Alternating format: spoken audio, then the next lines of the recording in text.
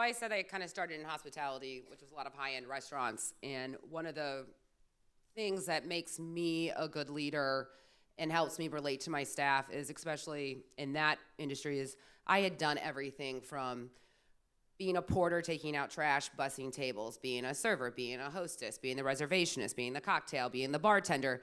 So when you can do all of the jobs that you're expecting to manage somebody else to do, that helps, mainly because you can say when they're full of shit and what can be done and what cannot be done.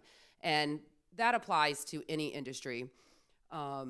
So for right now, currently we're looking for a lot of loaders, which means I need a whole lot of people at the beginning of the day to push a whole lot of cases.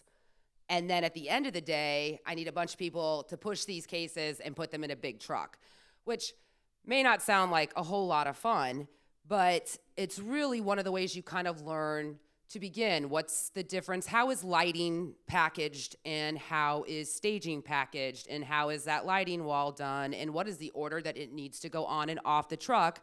So when that tour gets to the next venue, they can then unload that truck in a certain amount of time, and how does it go back? And then you also get to hear the conversation and the language that happens between the tour manager and the production manager and the LD, and how they communicate and what's the terms and the jargons that they use to make sure that this happens.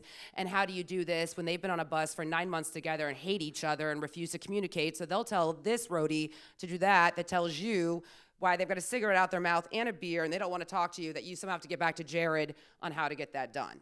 And if you know what all these things are, then that helps. And it's also a way to build the foundational knowledge.